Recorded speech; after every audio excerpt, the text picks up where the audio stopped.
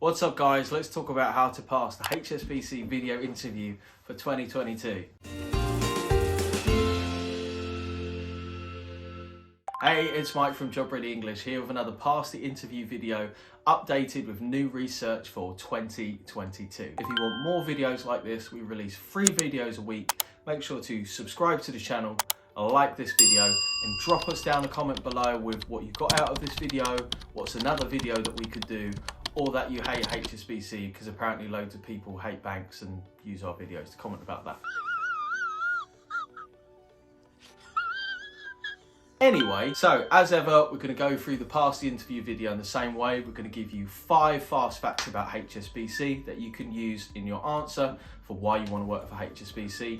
We're going to talk to you about the interview format and what you can expect about the whole HSBC application process. And finally, we're going to go through some common questions that we think you'd be really likely to expect based upon our interview research from websites like Glassdoor, Wikijobs, student rooms, and so on and so forth. And finally, we're going to cover a couple of other questions that we picked out that we thought looked really cool and would definitely be useful for you. So let's jump into it. HSBC was founded in 1865 in Hong Kong, which makes them almost 160 years old. They have 4 values which guide their actions, which are: we value difference, we succeed together, we take responsibility, and we get it done. Love it. Quite like those core values.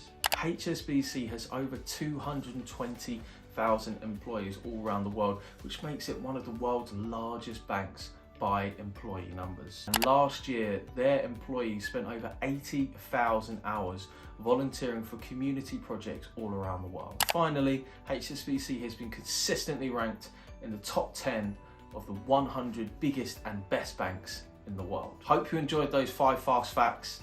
Don't forget to write them down, or you can check out our store for our HSBC Pass the Interview pack. If you didn't already know and you don't already have it, make sure you download our 28 most common questions handout. It's been downloaded thousands of times now. It's absolutely unbelievable. It's going to give you some questions to prepare for and how to prepare for them.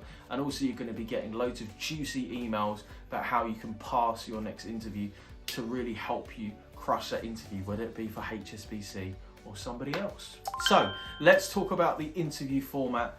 The whole process for HSBC tended to take around 4 weeks. You'll start off by submitting your application form. You'll then be asked to sit situational judgment tests and numerical tests. So if you're looking for an online test provider, make sure to check out Job Test Prep in our description down below. And if you enter the code JOBREADY, you can be sure to get a 10% discount off any of the packages. It's the only online test provider that we use, and it's been so effective for our clients and candidates. And they've been around since 1992, so you can't really go wrong, can you?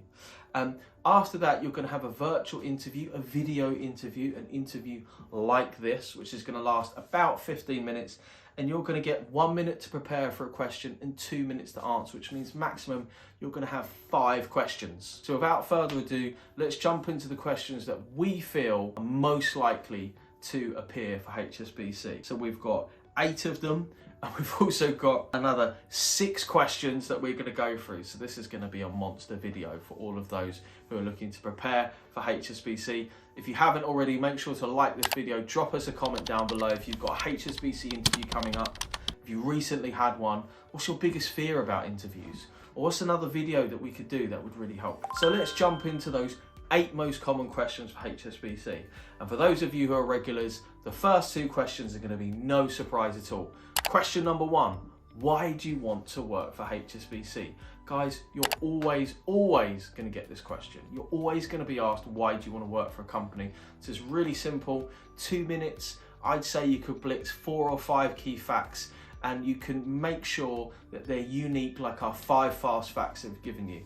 Whether you be reading through their annual report, through their website, through Google News, whatever it is, whether it be revenue, corporate social responsibility, projects, clients, interesting technology development, whatever it is, make sure that it's unique to HSBC, not it's a big international bank and would be really prestigious and great for my personal development. Now you might be laughing because your answer is like that, and I know that because I've seen so many cover letters where people start with the same thing or saying why do they want to work for this particular company. They give these really generic boring answers. And ultimately, if you're going to put no time into your preparation, don't be surprised if you fail the interview. You must make sure to do your research. And guys, to be fair, this is going to take you no longer than 15 minutes. 15 minutes, which is stopping you from getting through to the next round for HSBC.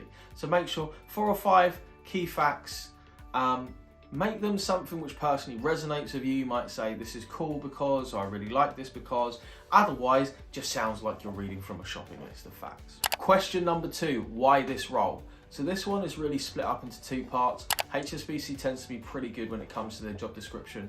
What we're really looking at when we give this answer for 2 minutes, the first minute you really want to concentrate on saying, what would I do? So as a commercial banking analyst, I would do this and this, and I would interact with these people and do these types of projects and be expected to have these skills. The second minute of your answer is going to be, I would make a great commercial banking analyst because I've got great Excel skills, attention to detail, I'm really good at dealing with clients.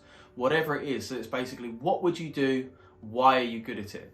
A really common mistake with this question is that candidates will spend too much time talking about themselves. I'm really good at this because blah, blah, blah. And they won't really refer to the job that they need to do anyway. So they almost discount themselves because it's like working into a burger shop. Really, what do they want to know? Have you made burgers before?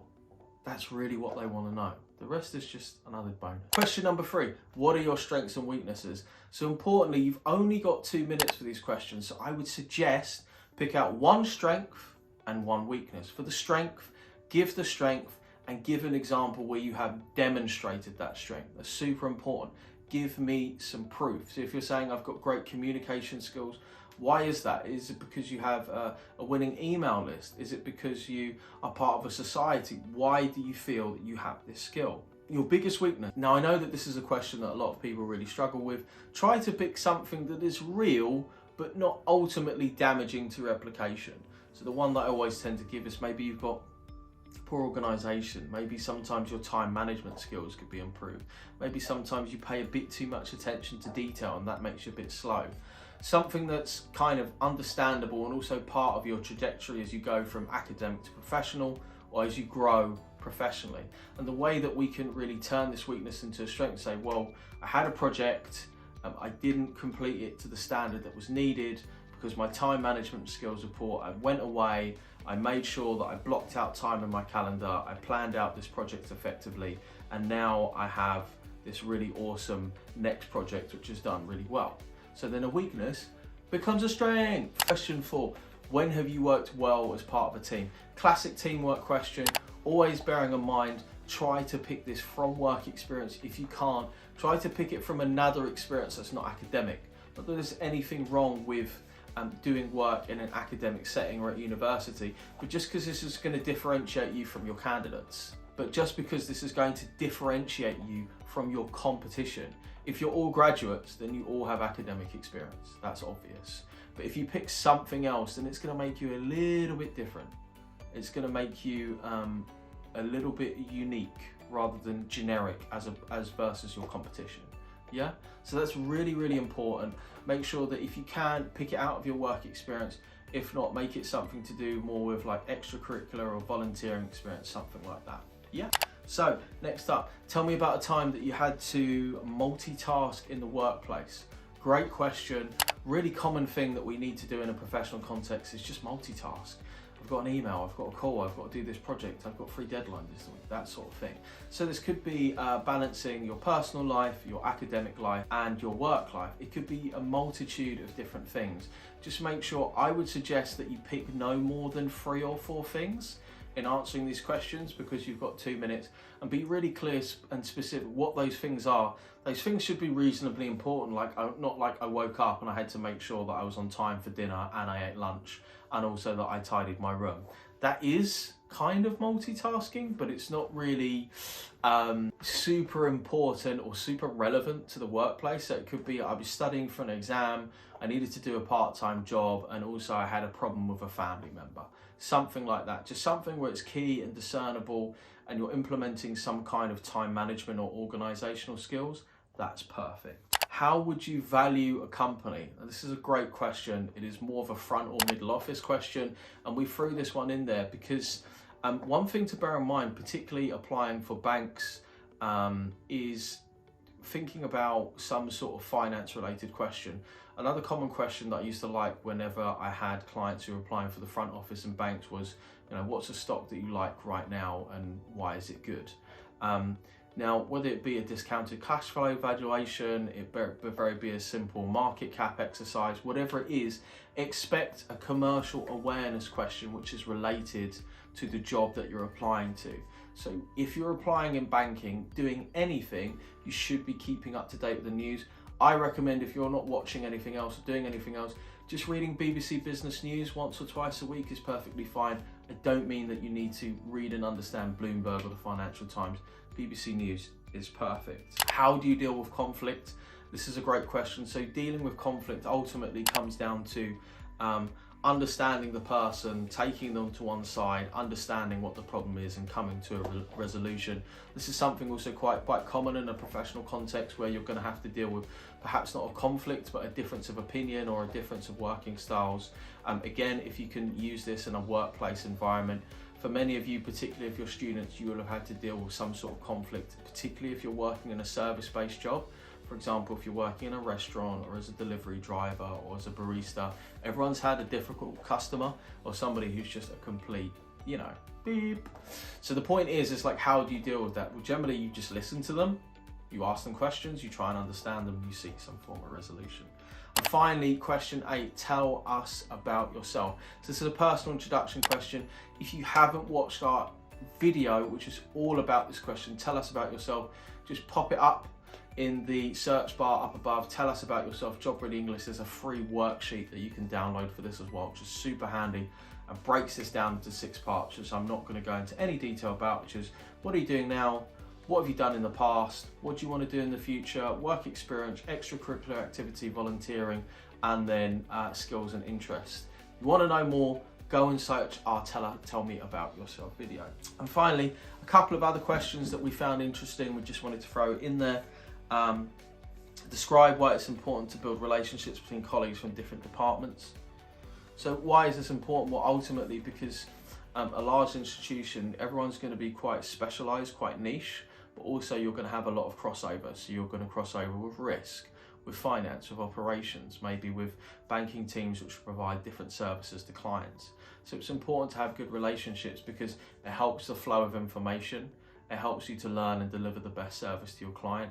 And ultimately, it helps to run the bank more smoothly because you're not in competition per se, depending upon the division. You're essentially there to deliver the best service to your client. What do you know about profitability at HSBC? Highly recommend that you read their annual report. And if you can't read their quarterly report, understand the profitability from their different divisions. And basically, why am I sweating? Jesus, must be the lights. Anyway, understanding profitability, read about the division reports from the different directors to understand their profitability. Why is it important to focus on financial goals? Well, ultimately data brings a tangible number that we can work towards rather than, just we want to be the biggest bank in the world. That's all very well, but if we have a financial goal that we can move towards, then we can sort of understand on a daily basis or even an hourly basis, are we moving towards, are we moving away? When we compare it day by day, week by week, month by month, are we making progress or are we stepping backwards? What motivates you? This is going to be varying for different people as a strength-based question, but it could be money, it could be the ability to solve problems, great experience, the opportunity to travel. Choose something which resonates with you. This would be a reasonably short answer, and also choose something which demonstrates your motivation and why you do things. Where do you see yourself in 5 years? Here. Always at the same company.